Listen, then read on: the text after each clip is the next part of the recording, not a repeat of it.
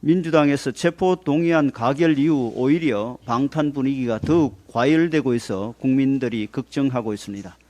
특히 민주당이 영장실질심사를 앞두고 법원을 압박하는 움직임을 보이는 것은 매우 부적절해 보입니다.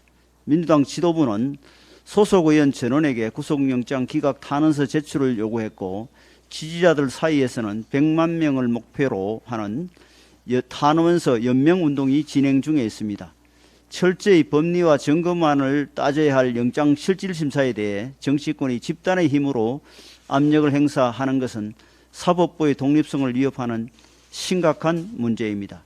심지어 민주당 김의겸 의원은 검찰이 이재명 대표 영장실질심사 담당 판사로 법무부 장관의 대학 동기를 선택했다는 주장을 했다가 사실무근의 가짜뉴스임이 밝혀지기도 했습니다. 그동안 검찰을 향했던 민주당의 가짜뉴스와 좌표찍기 공세가 이제는 법원을 표적으로 삼는 것은 아닌지 우려하지 않을 수 없습니다. 다시 하겠습니다. 심지어 민주당 김의겸 의원은 이재명 대표 영장실질심사를 담당할 판사로 법무부 장관의 대학 동기가 선정됐다는 주장을 했다가 사실무근의 가짜뉴스임이 밝혀졌습니다. 그동안 검찰을 향했던 민주당의 가짜뉴스와 좌표찍기 공세가 이제는 법원을 표적으로 삼는 것은 아닌지 우려하지 않을 수 없습니다. 이와 함께 민주당 내부에서는 인민재판을 방불케 하는 배신자 색출 움직임이 일어나는 것도 매우 걱정스럽습니다.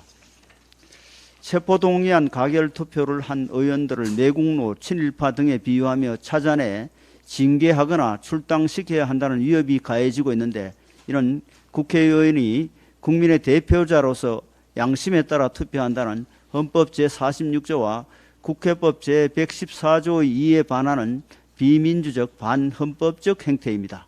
더구나 체포동의안 투표 전 민주당은 의원총회에서 별도 당론을 정하지 않겠다고 결정한 바 있는데, 민주적 과정을 거쳐 결정된 사안에 대해 공산당에서나 볼 법한 전체주의식 보복을 하는 것은 21세기 민주주의에선 생각조차 힘든 일입니다. 더 황당한 것은 당 최고위원이 배신자 색출 광풍에 겁먹고 자기는 부결표 던졌으니 제발 알아달라고 업소하는 진풍경까지 벌어지고 있다는 것입니다. 이러한 일들은 재판은 법원에 맡기고 국회는 민생에 집중하라는 국민의 뜻에 분명히 역주행하는 것입니다. 곧 추석이고 그 이후에는 국정감사가 시작되기 때문에 본회의를 열어 밀린 법안들을 통과시킬 시간이 매우 빠듯합니다. 보호출산제, 머그샷 공개법 등 국민의 삶과 밀접한 법안과 기술혁신과 경제 활성화를 위해 시급한 여러 법안이 발목 잡혀 있는 상태입니다. 신임 장관들에 대한 인사청문회가 대기 중인 상황이고 30년 만의 대법원장 공백 사태도 현실화되고 있습니다.